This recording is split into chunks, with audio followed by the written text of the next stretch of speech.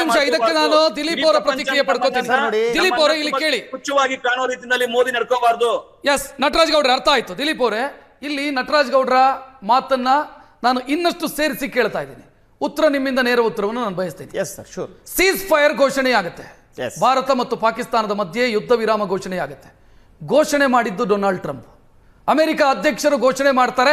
ಅದಾದ ನಂತರ ಭಾರತ ಘೋಷಣೆ ಮಾಡುತ್ತೆ ಯುದ್ಧ ವಿರಾಮ ಘೋಷಣೆಯಾಗಿದೆ. ಮೊದಲು ಡೊನಾಲ್ಡ್ ಟ್ರಂಪ್ ಟ್ವೀಟ್ ಮಾಡ್ತಾರೆ.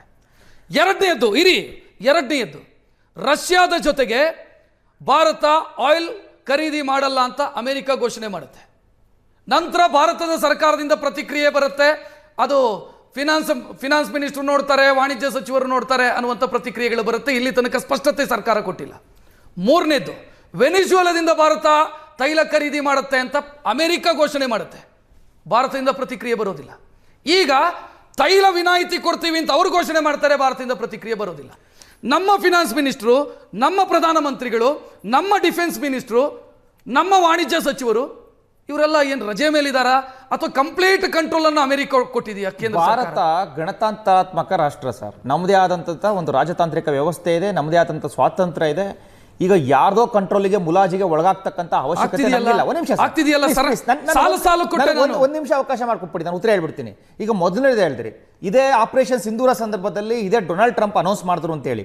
ಪಾಕಿಸ್ತಾನದ ಅಧ್ಯಕ್ಷ ಸ್ವತಃ ಸಂಸತ್ನಲ್ಲಿ ಹೇಳ್ತಾನೆ, ಇದೊಳಗಡೆ ಯಾವುದೇ ಇಂಟರ್ಫಿಯರ್ನಲ್ಲಿಲ್ಲ, ನಾವು ಮತ್ತೆ ಭಾರತ ಇಬ್ರು ಸೇರ್ಕೊಂಡು ಎರಡು ರಾಜತಾಂತ್ರಿಕವಾಗಿ ಚರ್ಚೆ ಮಾಡಿ ಯುದ್ಧವನ್ನು ನಿಲ್ಲಿಸಿದೀವಿ ಅಂತ ಪಾಕಿಸ್ತಾನದ ಅಧ್ಯಕ್ಷ ಹೇಳ್ತಾನೆ. ಇದು ಕಾಂಗ್ರೆಸ್ ಏನ್ ಹೇಳುತ್ತೋ ಗೊತ್ತಿಲ್ಲ, ಪಾಕಿಸ್ತಾನದ ಅಧ್ಯಕ್ಷ ಒಪ್ಕೊಂಡಿರ್ತಕ್ಕಂಥದ್ದು. ಪಾಕಿಸ್ತಾನದ ಪ್ರಧಾನಿ ಟ್ರಂಪ್ಗೆ ಥ್ಯಾಂಕ್ಸ್ ಹೇಳ್ತಾರ್ರಿ. ಟ್ರಂಪ್ಗೆ ಥ್ಯಾಂಕ್ಸ್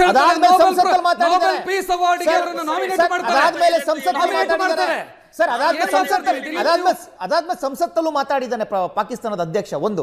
ಎರಡನೇದು ಇರಾನ್ ವಿಚಾರ ಕೇಳಿದ್ರಿ ಸರ್. ನಟರಾಜ್ ಗೌಡ್ರೆ, ಇರಾನ್ ವಿಚಾರ ಕೇಳಿದ್ರಿ, ಇರಾನ್ ಇಂದ ನೀವು ತೈಲ ಖರೀದಿ ಮಾಡ್ತಾ ಇಲ್ವಾ ಅಂತ ಹೇಳಿ.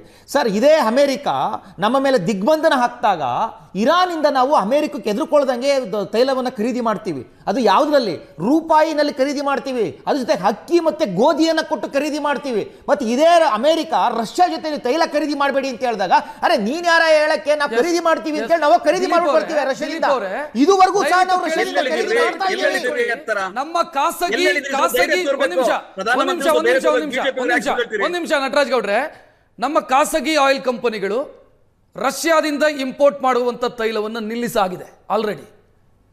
ಸರ್ಕಾರಿ ಸ್ವಾಮ್ಯದ ತೈಲ ಕಂಪನಿಗಳು ಕಡಿಮೆ ಮಾಡ್ತಾ ಬರ್ತಾ ಇದಾವೆ. ನವೆಂಬರ್ ತಿಂಗಳಿಂದಲೂ ಕೂಡ ಕಡಿಮೆ ಮಾಡ್ತಾ ಬರ್ತಾ ಇದಾವೆ. ಸರ್ ನೋಡಿ, ನೀವು ಹೇಳ್ತೀರಿ ನಾವು ಅವರ ಬೆದರಿಕೆಗೆ ಬಗ್ತಾ ಇಲ್ಲ, ನಾವು ಅವರ ಬೆದರಿಕೆಗೆ ಬಗ್ತಾ ಇಲ್ಲ. ನಿಮ್ ಪ್ರಕಾರ ಸರ್, ರಕ್ಷಿತ್ ಸರ್, ನಿಮ್ ಪ್ರಕಾರನೇ ಬಂದ್ಬಿಡೋಣ. ಈಗ ಅಮೆರಿಕ ಎದುರಿಸ್ಬಿಟ್ಟಿದ್ರೆ ನಮ್ಮನ್ನ, ನೀವು ತಗೊಂಬೇಡಿ ಅಲ್ಲಿ ರಷ್ಯಾದ ತೆಗೆದುಕೊಂಬೇಡಿ ಅಂತಂದ್ರೆ ನಾವು ನಿಲ್ಲಿಸ್ಬಿಡ್ಬೇಕಾಗಿತ್ತು.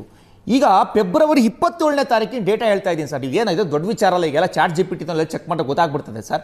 $1.16 ಮಿಲಿಯನ್ 28ನೇ ತಾರೀಕು ತೆಗೆದುಕೊಂಡಿರ್ತಕ್ಕಂಥದ್ದು ನಾವು ರಷ್ಯಾದಿಂದ. ಇವತ್ತು ಸಹ ರಷ್ಯಾ ಅತಿ ದೊಡ್ಡ ರಫ್ತು ದೇಶ ಪೆಟ್ರೋಲಿಯಂ ಪ್ರಾಡಕ್ಟ್ಸ್ಗೆ. ಎರಡನೇದು Saudi Arabia $1.01 million, UAE $0.55 million, Nigeria $0.21. ಇವತ್ತು ನೀವು ಆ ಅಂಕಿಅಂಶವನ್ನ ಆಗಸ್ಟ್ ತಿಂಗಳಿಗೆ ಕಂಪೇರ್ ಮಾಡ್ಕೊಂಡು ಮಾತಾಡಬೇಕು ದಿಲೀಪ್ ಅವರೇ. ಆಗಸ್ಟ್ ತಿಂಗಳಿಗೆ ಕಂಪೇರ್ ಮಾಡ್ಕೊಂಡು ಮಾತಾಡಬೇಕು ಸರ್. ನೋಡಿ, ನಾವು ಅಮೆರಿಕಕ್ಕೆ $86.51 ಬಿಲಿಯನ್ ಅನ್ನ ರಫ್ತು ಮಾಡ್ತಾ ಇದ್ದೀವಿ. ಈಗ ಸುಂಕವನ್ನ ಜಾಸ್ತಿ ಮಾಡ್ತಾನೆ ಅಮೆರಿಕ ಅಧ್ಯಕ್ಷ. ಸುಂಕವನ್ನ ಜಾಸ್ತಿ ಮಾಡಿದಾಗ ಸುಂಕವನ್ನ ಕಡಿಮೆಗೊಳಿಸಲಿಕ್ಕೆ ನಾವು ರಾಜತಾಂತ್ರಿಕವಾಗಿ ಯಾವ್ಯಾವ ರೀತಿ ಅವರು ಚರ್ಚೆ ಮಾಡಿದೀವಿ. ಸುಂಕವನ್ನ ಇವತ್ತು ನನಗೆ ನಿಮ್ಮ ಆನ್ಸರ್ ಕನ್ವಿನ್ಸಿಂಗ್ ಅಂತ ಅನಿಸ್ತಾ ಇಲ್ಲ. ಕನ್ವಿನ್ಸಿಂಗ್ ಆನ್ಸರ್ ಅಂತ ನನಗೆ ಅನಿಸ್ತಾನೆ ಇಲ್ಲ. ಕಡಿಮೆಗೊಳಿಸಿದಾನೆ. ಕಡಿಮೆಗೊಳಿಸೋದು ರಾಜತಾಂತ್ರಿಕ ಗೆಲುವು. ಇದು ಯಾವ ರಾಜತಾಂತ್ರಿಕ ಗೆಲುವು? ಇದು ನರೇಂದ್ರ ಮೋದಿ ಅವರ ತಾಕತ್ತು. ಟ್ಯಾಕ್ಸ್ ಹಾಕಿ ಟ್ಯಾಕ್ಸ್ ತೆಗೆದ್ರೆ ರಾಜತಾಂತ್ರಿಕ ಗೆಲುವು.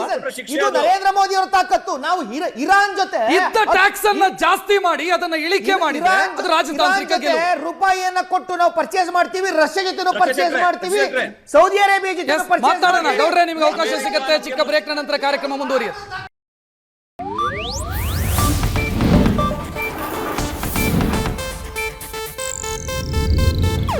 ಇದು ಏಷ್ಯಾನೆಟ್ ನ್ಯೂಸ್ ನೆಟ್ವರ್ಕ್ ಪ್ರಸ್ತುತಿ.